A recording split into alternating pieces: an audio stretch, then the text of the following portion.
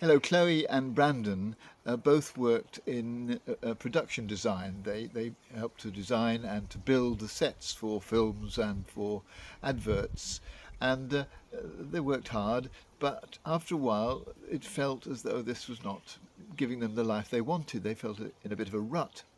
Um, they thought that perhaps if they could travel a bit more or get around a bit more, that might bring a bit more life and energy into their life. So they decided to build a home that could move.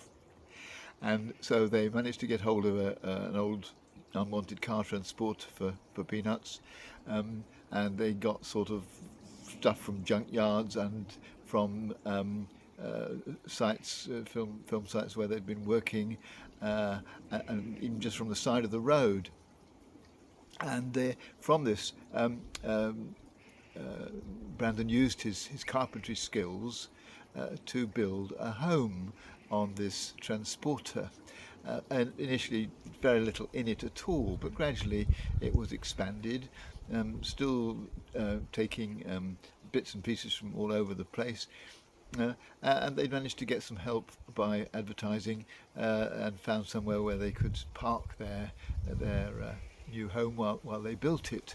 Uh, they gradually expanded it. They used bits of old cars, particularly the boot, to create storage space. They built a shower, which it was, and it shows the humour as well as the imagination, which was built like a submarine with a porthole made out of the glass lid of a slow burning cooking pan, and gradually they built up this home, which had a top which opened or could be closed if they were travelling, or ditto with a side panel that could be brought in.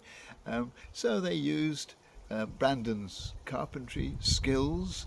They used the materials that they could find from wherever they were, spending very little money. They sought help from the people who enabled them to park their trailer in their yard, and they used their imagination to see what they could do with very little.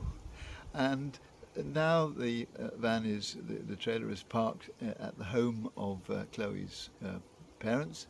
They've been there 10 years, and all the time gradually building more bits on and changing bits that are already there, experimenting with different ways of doing things.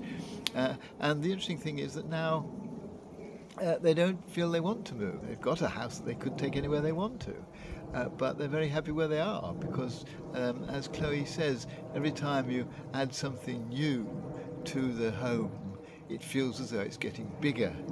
And what they're doing is, by using all these ways is expanding their lives without having to go anywhere. And it struck me as something worth thinking about, because sometimes, well, all of us, I think, on some occasions or other, feel that we're in a bit of a rut. Our lives are predictable and not terribly exciting, and we would like something to jazz them up a bit.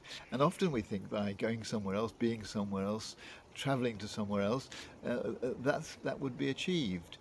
Maybe we need to look around us where we are and use the skills that we've got, the different things that we have around us, the opportunities that our environment present to us, to create something where we are that will add increased enjoyment and interest to our lives. It won't necessarily be building a house, but it may be that we expand our lives, open them up, make more space, simply by finding new things, sometimes quite small new things, that will make all the difference, and deal with this feeling that we've just got ourselves into a rut.